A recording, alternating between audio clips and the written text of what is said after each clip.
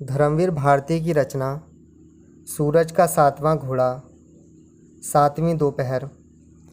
सूरज का सातवां घोड़ा अर्थात वह जो सपने भेजता है। अगले दिन मैं गया और माणिक मुल्ला को बताया कि मैंने यह सपना देखा, तो वे झल्ला गए। देखा है तो मैं क्या करूं? जब देखो तब सपना देखा है, सपना देखा है। अरे कौन शेर चीता देखा है कि गाते फिरते हो। जब मैं चुप हो गया तो माणिक मुल्ला उठकर मेरे पास आए और सांत्वना भरे शब्दों में बोले, ऐसे सपने तुम अक्सर देखते हो? मैंने कहा हाँ। तो वे बोले, इसका मतलब है कि प्रकृति ने तुम्हें विशेष कार्य के लिए चुना है। यथार्थ जिंदगी के बहुत से पहलुओं को, बहुत सी चीज़ों के आंतरिक संबंध को और उनके महत्व को तुम सपनों में एक ऐसे बिंदु से खड़े होकर देखोगे जहाँ से दूसरे नहीं देख पाएंगे, और फिर अपने सपनों को सरल भाषा में तुम सबके सामने रखोगे। समझे? मैंने सिर हिलाया कि हाँ, मैं समझ गया। तो वे फिर बोले, और जानते हो, ये सपने सूरज के सातवें घोड़े के भेजे हुए हैं।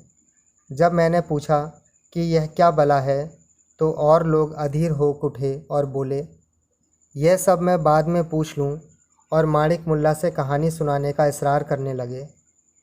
माणिक मुल्ला ने आगे कहानी सुनाने से इनकार किया और बोले, एक अविच्छिन्न क्रम में इतनी प्रेम कहानियाँ बहुत काफ़ी हैं। सच तो यह है कि उन्होंने इतने लोगों के जीवन को लेकर एक पूरा उपन्यास ही सुना डाला है। सिर्फ उसका रूप कहानियों का रखा, ताकि हर दोपहर को हम लोगों की दिलचस्पी बदस्तूर बनी रहे और हम लोग ऊबे नहीं। वरना सच पूछो तो यह उपन्यास ही था, और इस ढंग से सुनाया गया था कि जो लोग सुखांत उपन्यास के प्रेमी हैं, वे जमुना के सुखद वैधव्य से प्रसन्न हों, स्वर्ग में तन्ना और जमुना के मिलन पर प्रसन्न हों, लिली के विवाह से प्रसन्न हों, और सत्ती के चाकू से माणिक मुल्ला की जान बच जाने पर प्रसन्न हों। और जो लोग दुखांत के प्रेमी हैं,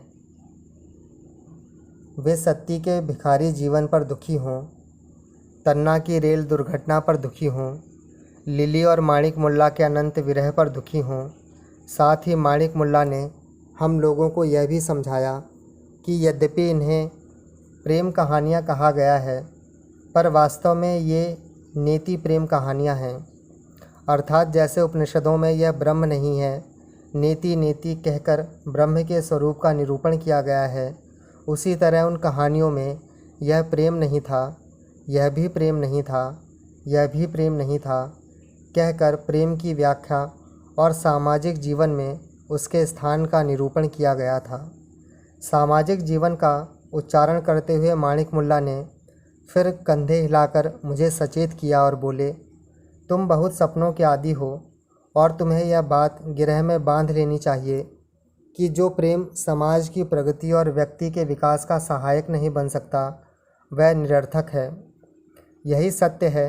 इसके अलावा प्रेम के बारे में कहानियों में जो कुछ कहा गया है, कविताओं में जो कुछ लिखा गया है, पत्रिकाओं में जो छपा गया है, वह सब रंगीन झूठ है और कुछ नहीं। फिर उन्होंने यह भी बताया कि उन्होंने सबसे पहले प्रेम कहानियाँ इसलिए सुनाई कि यह रूमानी विभ्रम हम लोगों के दिमाग पर ऐसी बुरी तरह छाया हुआ है कि इसके सिवा हम लोग कुछ भी सुनने के लिए तैयार नहीं होते। बाद में उन्होंने अन्य बहुत से कथा रूप में उपन्यास सुनाए, जिन्हें यदि अवकाश मिला तो लिखूँगा। पहले इस बीच में माणिक मुल्ला की प्रतिक्रिया इन कहानियों पर जान लूँ। कथाक्रम के बारे में स्पष्टीकरण देते हुए उन्होंने कहा कि 7 दोपहर तक चलने वाला यह क्रम बहुत कुछ धार्मिक पाठ चक्रों के समान है, जिनमें एक किसी संत के वचन या धर्म ग्रंथ का 1 सप्ताह तक पारायण होता है, और रोज़ उन्होंने हम लोगों को एक कहानी सुनाई और अंत में निष्कर्ष बांटा। यद्यपि इसमें आंशिक सत्य था, क्योंकि कहानियों में उन्होंने निष्कर्ष बतलाया ही नहीं। माणिक कथा चक्र में दिनों की संख्या 7 रखने का कारण यह भी शायद बहुत कुछ सूरज के 7 घोड़ों पर आधारित था।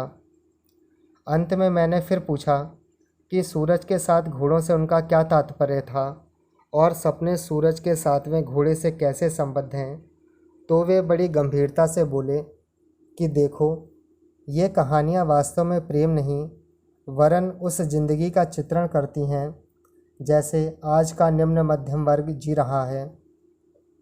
उसमें प्रेम से कहीं ज़्यादा महत्वपूर्ण हो गया है आज का आर्थिक संघर्ष, नैतिक विशृंखलता।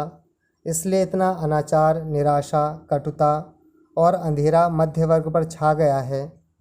पर कोई ना कोई ऐसी चीज़ है जिसने हमें हमेशा अंधेरा चीरकर आगे बढ़ने, समाज व्यवस्था को बदलने और मानवता के सहज मूल्यों को पुनः स्थापित करने की ताकत और प्रेरणा दी है। चाहे उसे आत्मा कह लो, चाहे कुछ और विश्वास, साहस, सत्य के प्रति निष्ठा उस प्रकाशवाही आत्मा को उसी तरह आगे ले चलते हैं जैसे 7 घोड़े सूर्य को आगे बढ़ा ले चलते हैं। तो वास्तव में सूर्य के रथ को आगे बढ़ना ही है। हुआ यह कि हमारे वर्ग विगलित, अनैतिक, भ्रष्ट और अंधेरे जीवन की गलियों में चलने से सूर्य का रथ काफ़ी टूट फूट गया है और बेचारे घोड़ों की तो यह हालत है कि किसी की दुम कट गई है, तो किसी का पैर उखड़ गया है, तो कोई सूख कर ठठरी हो गया है, तो किसी के खुर घायल हो गए हैं। अब बचा है सिर्फ एक घोड़ा जिसके पंख अब भी साबित हैं, जो सीना ताने, गर्दन उठाए आगे चल रहा है। वह घोड़ा है भविष्य का घोड़ा, तन्ना, जमुना और सत्ती ने नन्हे निष्पाप बच्चों का घोड़ा, जिनकी ज़िंदगी हमारे ज़िंदगी से ज़्यादा अमन चैन की होगी, ज़्यादा पवित्रता की होगी। उसमें ज़्यादा प्रकाश होगा, ज़्यादा अमृत होगा। वही 7वां घोड़ा हमारी पलकों में भविष्य के सपने और वर्तमान के नवीन आकलन भेजता है, ताकि हम वह रास्ता बना सकें जिन पर होकर भविष्य का घोड़ा आएगा। इतिहास के वे नए पन्ने लिख सकें जिन पर अश्वमेध का दिग्विजयी घोड़ा दौड़ेगा। माणिक मुल्ला ने यह भी बताया कि यद्यपि बाकी 6 घोड़े दुर्बल, रक्तहीन और विकलांग हैं, पर 7वां घोड़ा तेजस्वी और शौर्यवान है और हमें अपना ध्यान और अपनी आस्था उसी पर रखनी चाहिए। माणिक मुल्ला ने इसी बात को ध्यान में रखते हुए माणिक कथा चक्र की इस प्रथम श्रृंखला का नाम सूरज का 7वां घोड़ा रखा था। संभव है यह नाम आपको पसंद ना आवे, इसलिए मैंने यह कबूल किया कि यह मेरा दिया हुआ नहीं है। अंत में मैं यह भी स्पष्ट कर देना चाहता हूँ कि इस लघु उपन्यास की विषय वस्तु में जो कुछ भी भलाई बुराई हो, उसका जिम्मा मुझ पर नहीं, माणिक मुल्ला पर ही है। मैंने सिर्फ अपने ढंग से वह कथा आपके सामने प्रस्तुत कर दी है। अब आप माणिक मुल्ला और उनकी कथाकृति के बारे में अपनी राय बनाने के लिए स्वतंत्र हैं।